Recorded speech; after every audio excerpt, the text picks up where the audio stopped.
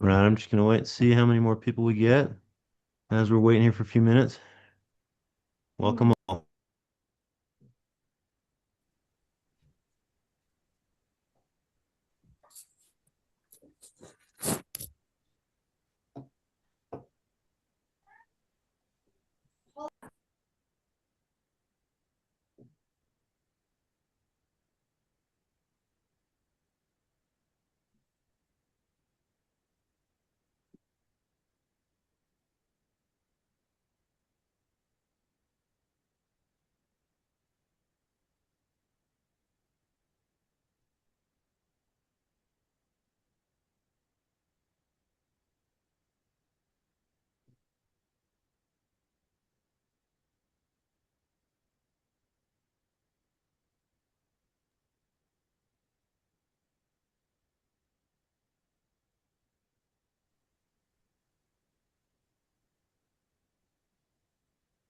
Maybe we've hit the threshold, but I can give it another minute or so. What are we at? 8:36?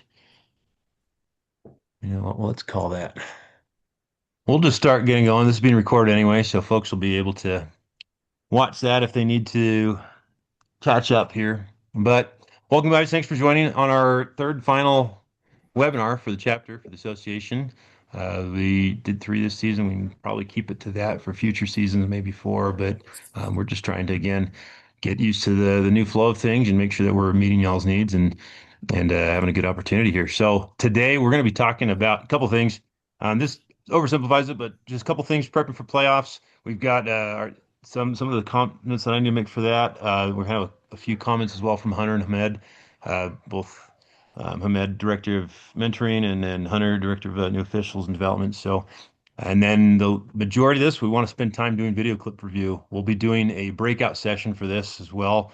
So after we have a few of these comments, I'll show you what we're going to do. We're going to do some polls and we'll show you how this is. It should be a really good opportunity for y'all to get involved in this and learn a little bit more and use some of the words, the rules of the game so that you can learn better how to analyze a situation in front of you and speak about it. So getting ready for playoffs, guys, a couple big things here. We coming into the turn where it's 2A and 3A will be starting their playoffs this month. The following month, we have 4A, 5A, 6A doing their playoffs. So it is imperative that you get your blocks in and that you get yourself as open as you can. If you need to know what the schedule is, great. Where will this be posted? Oh, it's going to be posted on our website. Great question, Morgan. refutah.com. Um, but yeah, get your blocks in, guys. Go look at the schedule. Make yourself as available as possible. If you need to know when those games are, you can go to UHSAA website. If you just Google UHSAA boys soccer postseason, the top hit there will show you all the dates of that, and you can plan accordingly. This is big because we need as many of you to be available so that we can put you on these games. This is what we kind of work for the whole season, so that we can have these great opportunities. And big thing there is too, if you make yourself available, if you have it open on your schedule, you're basically saying I can accept the game. I know I'm just speaking Matt's words now, but it's big because he does a lot to plan these assignments so that throughout the playoffs, you're not getting the same teams or too often crossing paths with a team. He wants to try to, I don't know if respect's the right word, but he wants to avoid the any perception of bias or preferential treatment by one ref getting the same team two or three times. And so please make sure that you make yourself available and that you're not declining it if it's available there. Especially, I know if you start declining a lot of these, he's probably not going to give you too many of those. And these are really good opportunities. These are great games, guys. Uh, Big thing there, go to the rules book, page 90 and rule 14. Before you get any, if you see yourself getting any of these games, you need to know that, but you should already be somewhat aware of these because of varsity, right? We've got RPI. We need to be ending games without a tie, but it's important to study up on it again, make sure you're well aware of what those procedures are. I know a lot of refs who just go into penalty kicks knowing the basic, the bare bones, and then you get a weird situation and they try to wing it, and sometimes they get caught. So make sure you take a little bit of time to study it. It's not as difficult as it seems. I know we've all looked at the chart and gotten a little scared by it before in Rule 14, but go through it, take some time to understand it. If you have any questions, Hunter, myself, Med, Jordan, Dave, Michelle, any of us are willing to talk about it and help give you some tips on it. Guy, I wanted to show you this little clip. This is a great one for knowing your rules. So this is from our own crew here, Pleasant Grove. The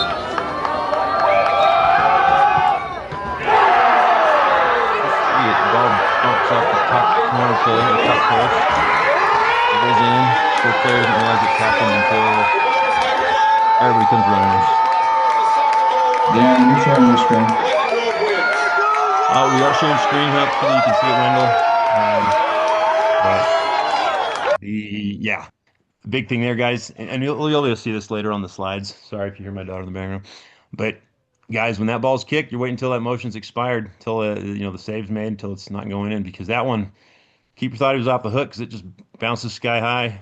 It's pretty cool that we had that happen. So shout out to Jordan and crew for that game, for being patient and waiting for the ball to go in and not having to do another kick or another 20, you know. So okay, Ahmed, up to you now. Awesome. Thanks, Dan. So I just want to give a huge shout out for a couple of mentors this past month, Hunter, Brandon, and Chris helping out. So we did about 3 games last month, mentoring referees. So far, we have about, sorry, I turned on my camera as well. So far, we have about 13 games assigned. So 3 have been completed. So we're hoping at least 20 games will be mentored this month. And we're hoping to get at least another 10 more next month. So our goal for this first season is to get 30 games mentor, and hopefully we'll have about 50 next season as well. Also wanted Hunter to share his experience as far as he's been a mentor that been utilized for a couple of games. If you could just share his experience as far as being a mentor, and also the feedback he could provide us from a mentor as well, that you have been mentored. Go ahead, Hunter. Perfect. Yeah. Yeah. Hamed came out and I was one of the people he mentored. So yeah, I got some great feedback and thank you, Hamed, for that. I think it was definitely a great experience. So I want to thank everybody for those opportunities and just understand that these mentoring opportunities, these are discussions. There's not a pass fail kind of thing. There's not a formal assessment. So we're just giving feedback, looking for the good things that the referees are doing, and then maybe some areas for improvement. So and I think we have a great referee crew. Everybody's trying, everybody's working hard. Nobody's phoning in their assignments. So appreciate everybody's efforts. I do want to mention just one thing that I'm noticing that seems to be a theme, and this is actually for the assistant referees. Sometimes the coaches can get a little animated, right? We know that they can speak, they can start chirping at the referee, and then if that's not put into check, then the players get involved, and then even the spectators, parents, and fans will get involved. And if it's okay for the referee or for the coach to do it, then it kind of opens up for everybody. And what we need in this situation, we don't have a fourth official and on these games until the semifinals and the finals. So very few games in high school have a fourth official. So the assistant referees, we need these assistant referees to intervene as quickly as possible and talk to the coach. And what you need to do is get the attention of the coach away from the referee in the middle of the field and on you as the referee. Make him understand that you're part of the referee crew. He can talk to you. And if he's talking to you, he's not yelling across the field to the referee for everybody to hear. And if he uses that same high voice, that very loud voice, talking to you 5 feet away, you need to tell him, I'm right here. Talk to me. We can talk through this and get him to calm down, settle down, so that he's not making a big scene, and that, because that, just like I said, it makes it bad for everybody and just opens up a Pandora's box. So please, assistant referees, please, you have full autonomy to stop up and tell that coach during a dead ball. Obviously, we need to wait till play has stopped, and tell that coach, hey, I hear you. We'll talk about it at halftime. I understand what and help them understand what you're seeing. Say, I understand what you're seeing. We'll talk about it. Nothing you say is going to change his mind. We're just going to go with it, and we'll talk about it at halftime or after the game or whatever.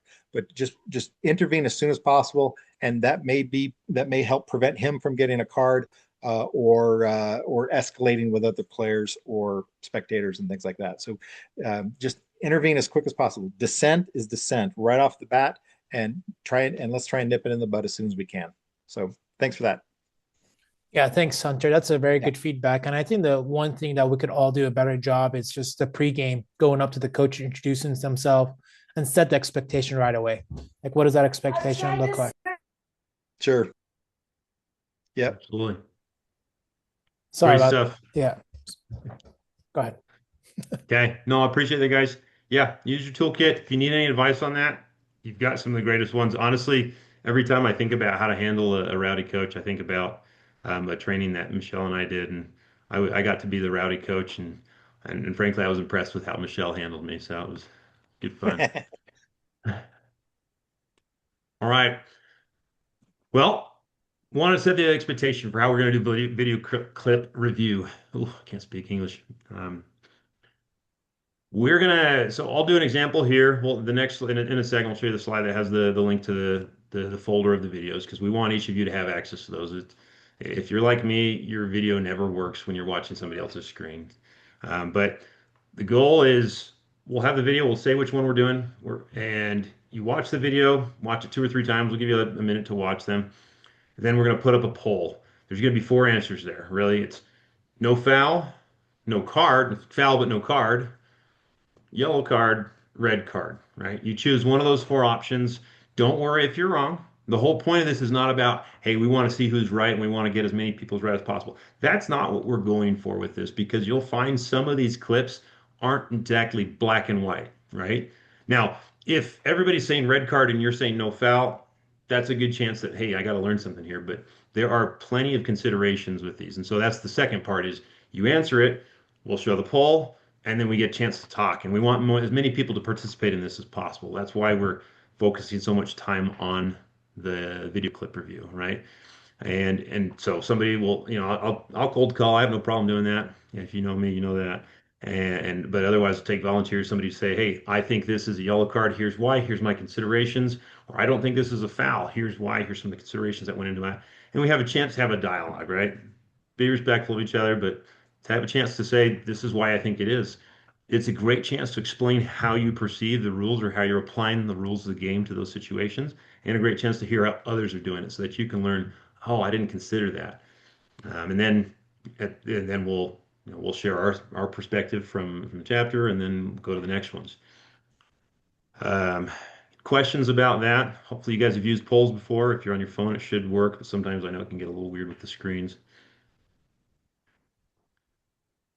Okay, thanks, Michelle. Let's just set the clip too. If you want as well, Michelle, you can go to the next slide too. So on screen, you've got that. You can scan it. It's also in the chat. And here's the thing. So what we're going to do is go into that. Let's go back to the last slide. Let's go into the folder, and I want y'all to pull up clip 1. So this is a clip from Manti, and I can't remember who they were playing, but special thanks to a lot of you. I got a lot of these clips. I'll be honest, most of these clips, you guys shared them with me. So huge shout out to those who have done that. I really appreciate it. It makes my day. It makes my job a lot easier too. So thank you for that. But watch that and give me, start voting on what you think.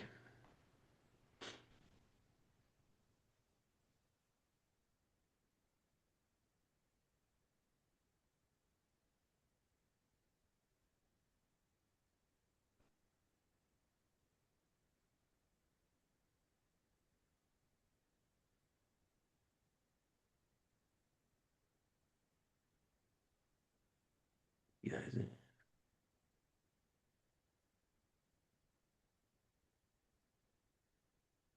So I'm gonna wait till we get to at least like 50 or 60% participation. There we go. Now we're getting more people. What's it, SoCal? They always wait till like 70% or something.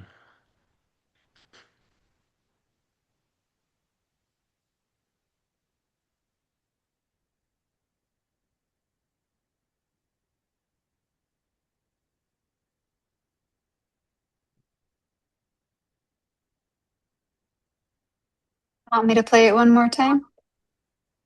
Yeah, sure. Play it one more time just for those who aren't in the folder. They can see it one more time. That'd be great. Thanks, Michelle. A little choppy on there. If you got, connection like mine.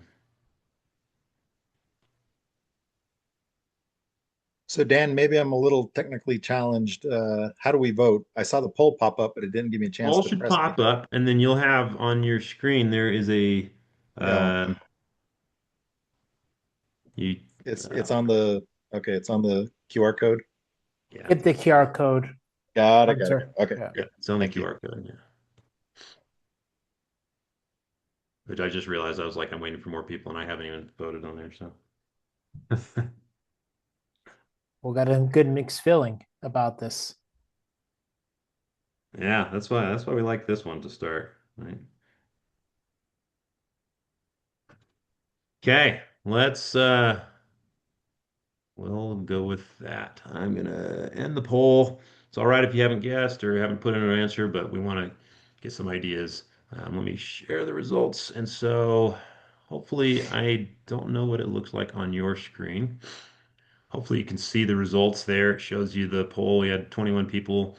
And yeah, we've got a good mix here. It looks like more than half of you guys are thinking yellow card, but we do have a few, quite a good chunk that are saying no foul, or excuse me, no card.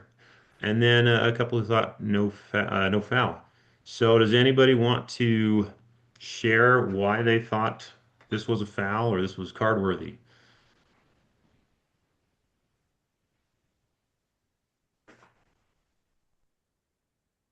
I can take this one. All right, go ahead, Josh. So I have a yellow card here. I think that this is a foul. I don't think that this is a legal charge. That defender does not get shoulder to shoulder for me, and he does not stay straight up. So I've got an illegal charge. I think that if he does not take this white player down, there's a lot of space down that wing there. I don't have dog so. I don't have direction. I don't have. I mean, you could even argue distance, other things there. I don't have a lot of factors for Dogso, but I definitely think that it's promising. He at least has one other option coming up behind him with the other wide attacker. If nothing else, he has a lot of space to try and make something happen. So I've got yellow card, spa, foul. Great. Well, I appreciate that. Is there someone who doesn't have a yellow card for this that'd like to share their reasoning for why there's not a yellow card or why they don't believe? Again, it's all the considerations.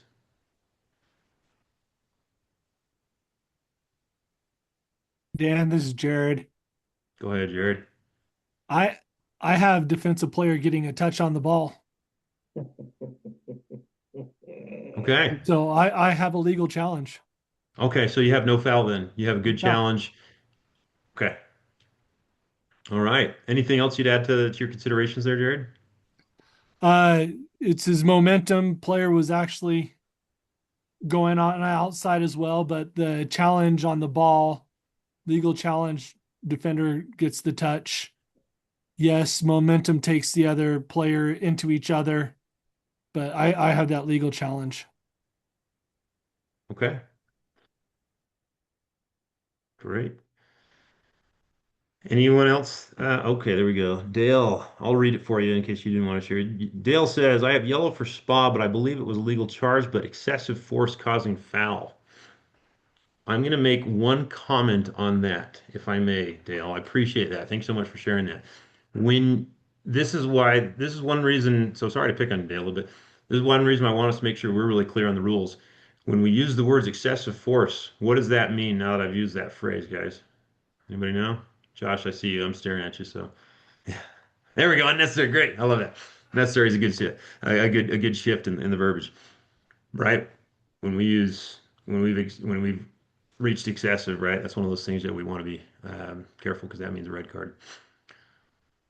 Yeah, sorry, Dale. I didn't mean to pick on you too much. You're good. I appreciate you being letting me No, do no, you're right. I used the wrong verb. that. Unnecessary force was probably the more appropriate verb. Nope, you're good. I admit I have used the phrase unnecessary roughness once on a soccer field, and I was like, whoops. And I don't even Tell ref me you do a more than lot of one sport sports. without telling me you do more than one sport. Right. That's a Jordan move, honestly.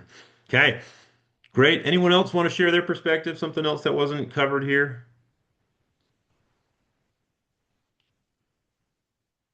All right. I'm going to share part of the what what I would take with this one, and in this case, yeah, I think you are very what's the word?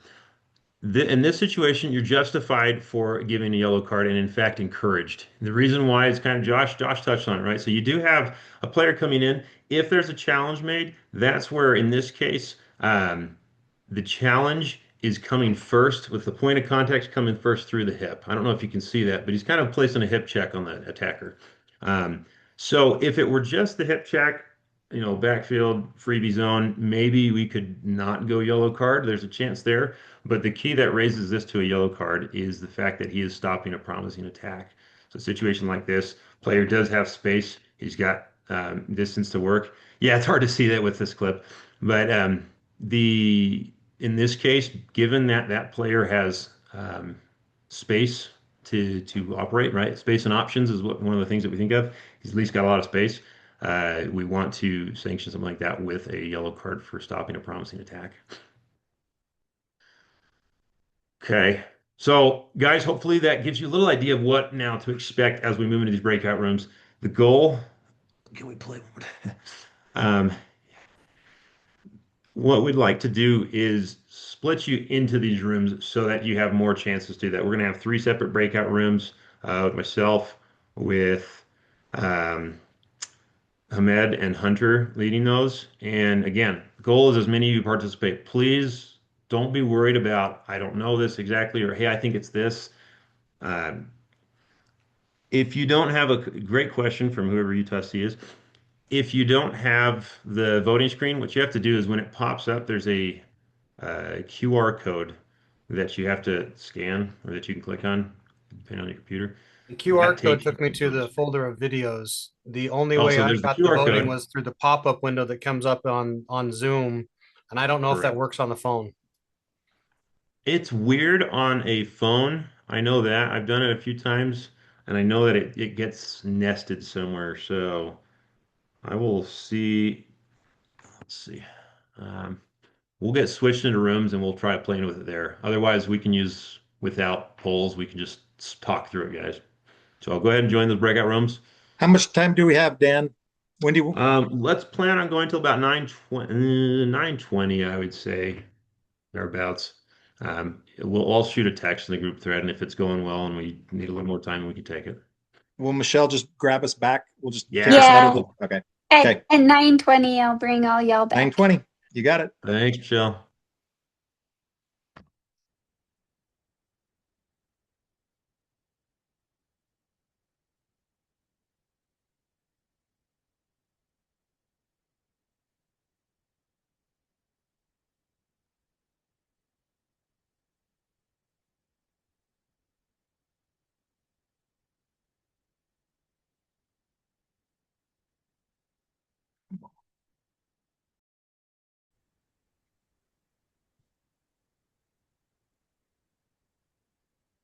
All right.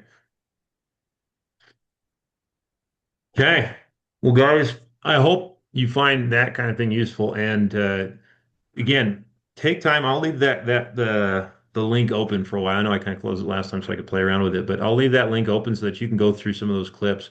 If you want to talk through any of those, feel free to text me. You've got my phone number. I'll put it in the chat again.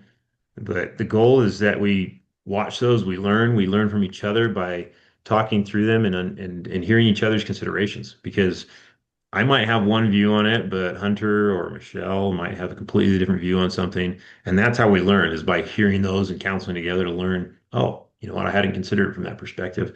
But this, take time, watch those rest of those clips, and appreciate you guys being on the call here. We'll stay on here a bit for any questions. I did see your comment there, Josh. We can, Hey, Dan. if we've got some questions, we could do that if you want. Hey, Dan. Yes, sir, Dave. Real quick, encourage everybody to look at clip 6. Uh, compliments of Mr. Jared Colby, and he's all right that we watched that. Clip 6 is about player safety. If you want to get blocked by a school, ignore player safety. I get more clips and issues from schools when referees don't take care of player safety correctly. And then I find out that you're blocked and all the rest of that stuff. And Jared and I have had a long conversation about that specific clip. But just remember, please always act like you care Because if you act like you care and it's on video, then I can say, well, it looks like he's acting like he's caring, even if you don't. But just care for the safety of the players. Somebody goes down, they look like they're hurt, whether you think they are or not, just go take care of them. Yeah.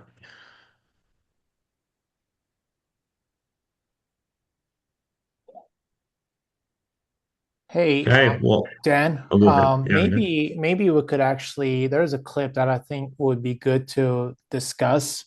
That's going to be clip number 2. So with the goalkeeper. Yeah. So we had a lot of mixed feelings. Maybe we could just kind of go over the consideration as far as why it's doxo and why it wouldn't be doxo. Okay. I think that'd be a great one. Michelle, could you put clip 2 on? And the rest of you guys, I mean, you can watch it on your own.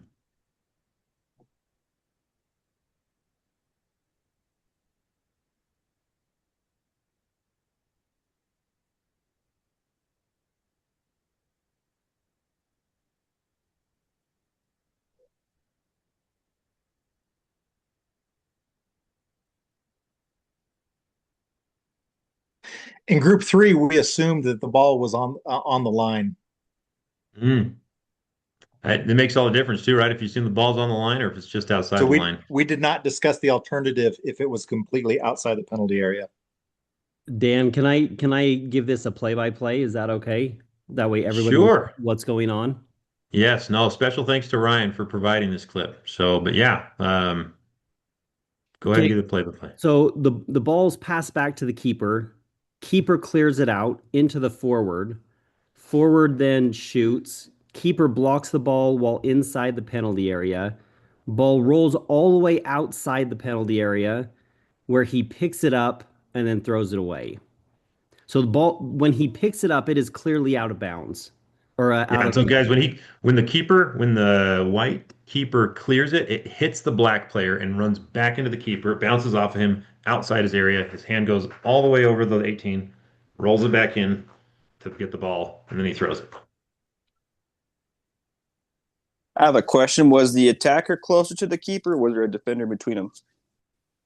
Right there. So yeah, Dan, can you pause it at the second that he picks it up? I think that's like kind of like Yeah, if you can get that key 17 point right there seconds. for us, Good luck Michelle. with that. 18 seconds. Right about. Well, and it's actually, yeah, even if you show it, I wish you get a half second later because right there, Right there. perfect. That's exactly what I want right there. Perfect, Michelle. Thank you. This one's telling because your black player has overrun at this point. That's, I think, a key consideration. Your black player off to the right has overrun it. Right, he hits the keeper and he's okay. I'm veering off. Right, he's not going to play the game of clip 4. I think this is the one. Jordan, yours from Pleasant Grove. So considerations here, guys. That's one of them, right? Your black player's peeled off. He's kind of disengaged from the challenge at the time that the keeper's done this. Other consideration: ball is fully outside the 18. Keeper's reaching over. He has left his area to claim the ball. See, and I don't think you can, from this angle in this clip, I don't think you can clearly tell. That's why when we talked in group 3, your AR needs to be spot on that in position to make that call. And Hunter, we didn't talk about the reverse, but the conversation we had, I think, tells you exactly what the reverse would be. Yes. Based on that conversation we had. So yeah. In this case, too, the other thing we talked about this a little bit in our group. And so because you have a deliberate handling, there's a couple things there. You are justified in, I believe, I was trying to find it, but this one always trips me up when I go through this book. I believe you're justified in giving a yellow for deliberate handling there. But in any case, when it's a deliberate handling, what's the restart? Direct free kick. So hopefully everybody understands that you're not going IFK on this. You're starting with a direct free kick. The foul's happening outside of the area, so it's not a penalty. And it's not. And because at this point the black player is left, you've got the other two whites that are coming in ahead of the other black attacker. I believe you've removed the consideration. You've at least removed one of those considerations for dog. So now we're not talking straight red card. So in that case, the restart there, yellow card to keeper, free kick for black. But Wendell, you Dan, got I your hand thought up. You've been keepers very can't get patient. cards for handling the ball. Yeah. No, they can only get cards if they don't punch the guy hard enough. So there's my What's the keepers what's on what's the key there? Why am I wrong? it. You thought keepers? Yeah. Well, because once he leaves, yeah, guys, that's a great point. Actually, I love that one, Hunter. Thank you. Once the keeper leaves that area, even if it's just his hand leaving the area, guys, he has become a field player. He's no longer a keeper or no longer considered to have the same rights as a keeper. That's right. So saying a keeper can't get a card for handling the ball, that's only inside the penalty area. Correct. Once he leaves the penalty area, he's just like every other player. His own Like everybody penalty. else, but he's got a cool outfit. Wendell's got a question. So I just have a lot of things that I think everybody's good to think about on this point. So, um, first of all, this is like we're talking about where's the ball actually at? Remember, top of the penalty area is part of the penalty area. The line is part of the penalty area. So if any part of the circumference of that ball is above a part of that line, that's legal handling, right? Correct. So, Wendell, my wife was at this game, and we're yeah. just gonna assume that the ball was out 100% out of the area. Ryan's wife doesn't lie. I can take assumptions from Ryan's wife. I'm just saying, based upon the position of these officials in this clip, that's an extremely tough call to sell and make as a handling because of what the video evidence shows. So actually, and then to Wendell's point too, because I want you to see this, and I didn't want to pick too much on anybody, but what do you see at the bottom right there? Again, I didn't want to pick on anybody too much, but it's a fastball. I'm not picking on anybody for speed. That happens. But you now have an AR who is, by my count, at least 16 yards. Maybe we'll give him 15 off of that, and that is a tight call. So it's one of those ones. And again, I'm not saying he's right or wrong. What I'm saying is that is an important thing to realize is he's got the credibility there for that one than the center. And that's a decision that has to go together. And if you had the rest of the clip, you'd see that the center goes and talks to the AR about this. So that's why it's important that you're in position, guys. I don't want to give any mixed message, but you guys don't think that black player is closer than the white player? Like to me, the one on the right? Yeah, to me, I think that black player, if the goalkeeper does not pick up the ball, the black player is going to get to the ball much faster than those white player. So this was actually part of my secondary comment that I wanted to help everybody zone in on. So this is a different scenario than if that keeper handles the ball on a shot in front of the goal here, than off of a rebound, which has already been stopped as a shot. So the keeper has stopped it, the initial shot at goal, and is now moving away from goal. So a lot of times when we think about DOGSO and SPA, we want to go, okay, if I take the offense out of the circumstance, then what comes next, right? So the offense is a handling offense here.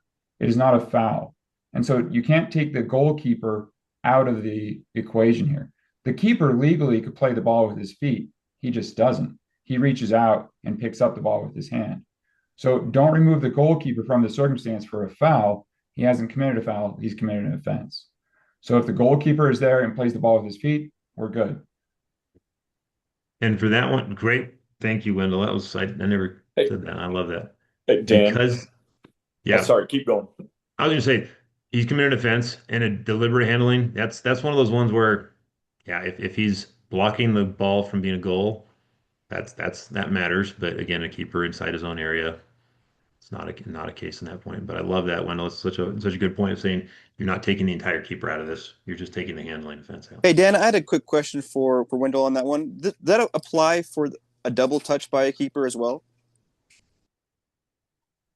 Double touch is an offense as well, Rob. So it's not going to be. That's another one I've heard, right, where somebody's like, "Oh, if he double touches it, now we have a dog." So, no, it applies. Sorry, yes, it applies. It's not going to be keeper dropped it and picked it up again. Or my favorite one that I saw on the pro level was a keeper who takes a double touch, right? Because he does a crappy goal kick, attacker comes in, and so he takes a second kick to boot it before the player comes out, right? You can't claim that one's going to be a dog show. He's committed an offense, not a foul. Calvin, you had a question? Yeah, just some other things aside with that. It's one thing that the foul has been called and safe assumption that we're gonna go with a yellow card. If we go with a card, especially a yellow card, we have to substitute. And so recognize that you're gonna need to maintain control of the situation. We do know that the ref does go over and talk about it, but if it's a quick and and you're not needing to discuss that, these are things, the scenarios we've got to be prepared for, because someone might want to do a very quick restart, and that needs to be addressed because of the differences that some of us ref in different things. So be aware of that in high school. We've got to make sure in that situation that we're not allowing that quick restart because there has to be a substitution. No, it's a great point. And this is, yeah, and that's what falls under, right, your Rule 12, Section 5G. I found it finally, took me forever. 5G5. There it is, right? A player is cautioned for a deliberate handling that interferes with, right, or stops the promising attack. So you justify it in giving a card there, and then the goalkeeper has to substitute. Dan, can I finish with one last thing that you and I discussed about this one? Sure. So from whistle to whistle, and again, I don't want to be mean to any refs, but if from whistle to whistle you're 7.5 minutes, then you probably shouldn't be going red card. If you and your AR walk over and you have a conversation, if it's not, do you have a red? Yes. I've got a red? Okay, we're going red. If you have to convince each other that it's dog so red, then obviously you don't have the obvious part of denying an obvious goal scoring opportunity. Good consideration. Thank you, Ryan. Appreciate that. Yeah, guys, we want to make sure we take the time to get it right, but don't have to convince each other that it's the worst case. Make sure you're clear on what your considerations are. Okay, Michelle, we can probably stop the recording. Well, I guess if there's any other questions, guys, we'll save those for the recording as well. Any other last questions? I know we're 7 over. We want to be respectful of y'all's time. Thanks for joining.